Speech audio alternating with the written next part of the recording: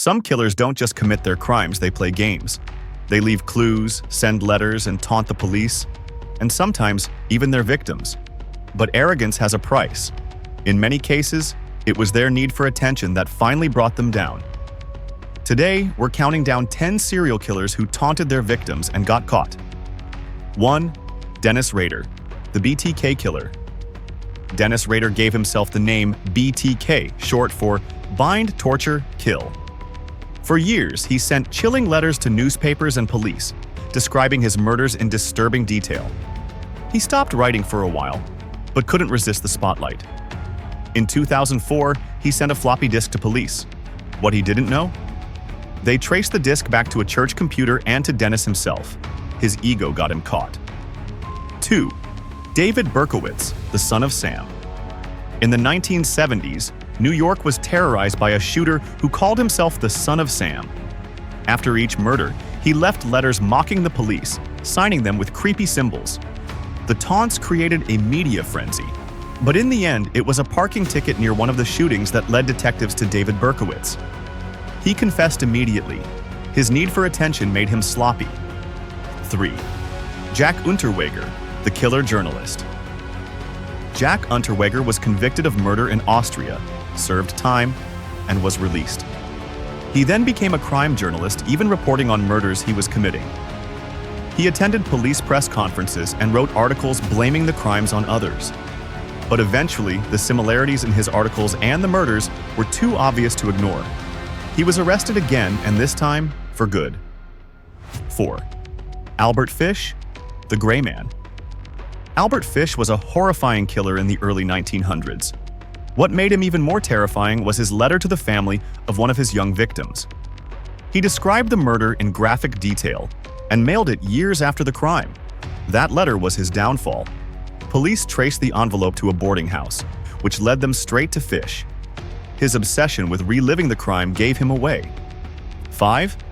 Andrei Chikatilo, the Butcher of Rostov. For over a decade, Andrei Chikatilo murdered dozens of people in Soviet Russia. He often returned to the crime scenes to watch police investigate, even offering help. He once gave an interview pretending to be a concerned citizen. But DNA evidence and undercover surveillance finally caught him.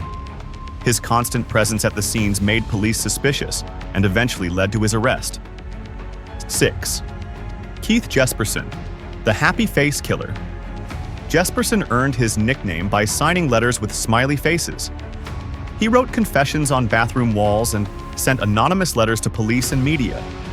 He even claimed credit for murders that hadn't been linked to him yet. But his final mistake was personal. He confessed to his girlfriend, and she told police. The happy face became the symbol of his downfall. 7. Paul Bernardo and Karla Homolka, the Ken and Barbie killers.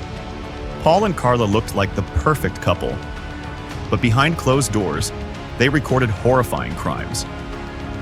After they were caught, Karla tried to blame Paul for everything. But police found the videotapes and Paul's voice could be heard, taunting their victims and bragging about what he'd done. The very evidence he helped create sealed his fate. 8. Rodney Alcala, the dating game killer. Rodney Alcala appeared on the TV show The Dating Game and won. But what the audience didn't know was that he was already a serial killer. He took photos of his victims and left behind a trail of clues. After his arrest, police found hundreds of photographs, many of unidentified women and children. His desire to be noticed, even publicly, was part of what brought him down. 9. William Heirens, the lipstick killer. In the 1940s, Heirens left a message at one of his crime scenes scrawled in lipstick on a wall. It read, "For heaven's sake, catch me before I kill more. I cannot control myself." The note shocked the city and the press. When Heirens was finally caught, he confessed to 3 murders. The message he left behind became his most famous mistake. 10.